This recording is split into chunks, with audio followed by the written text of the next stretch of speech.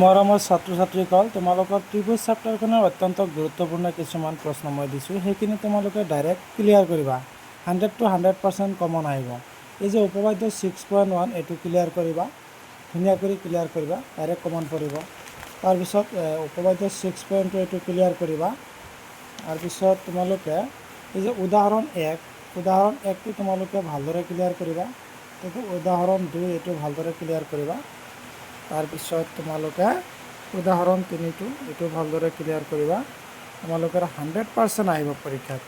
তাৰপিছত তোমালোকে এই 9 নম্বৰ প্ৰশ্নটো তোমালোকে ভালদৰে চাবা, আৰু এইফালে 10 নম্বৰ প্ৰশ্নটো তোমালোকে ভালদৰে চাবা। খুব ইম্পৰ্টেঞ্চ প্ৰশ্ন আছে। আৰু এইফালে আছে তোমালোকৰ এই যে উপবাদ্য 6.3 এইটো তোমালোকে ভালদৰে চাবা।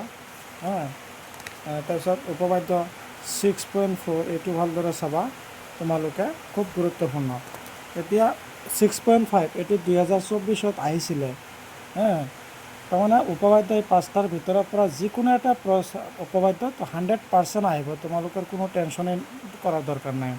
তাৰপিছত এই উদাহৰণ 4 এইটো চাবা, ইম্পৰ্টেঞ্চ আছে।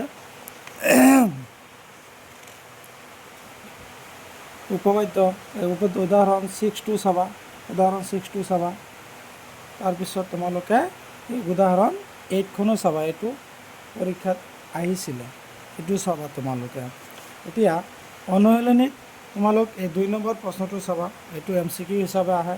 তাৰপিছত 3 নম্বৰটো চাবা, 2 মাৰ্কৰ প্ৰশ্ন আহিব পাৰে। 4 নম্বৰটো আহিলে 2 মাৰ্কৰ প্ৰশ্ন আহিব। 5 নম্বৰটো আহিলে 2 মাৰ্কৰ প্ৰশ্ন আহিব। আৰু 6 নম্বৰটো চাবা তোমালোকে, এইটো আহিলেও 2 মাৰ্কৰ প্ৰশ্ন হ'ব পাৰে। আৰু এই 8 নম্বৰ প্ৰশ্নটো তোমালোকৰ কমন আছে। এইফালে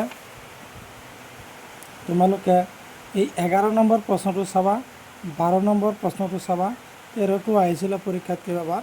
তাৰপিছত 15 নম্বৰ প্ৰশ্নটো পৰীক্ষাত আহিছিলে, 16 নম্বৰটো চাবা। এইখিনি প্ৰশ্ন তোমালোকৰ কাৰণে অত্যন্ত ইম্পৰ্টেঞ্চ। এইখিনিৰ ভিতৰত 100% কমন পৰিব তোমালোকৰ।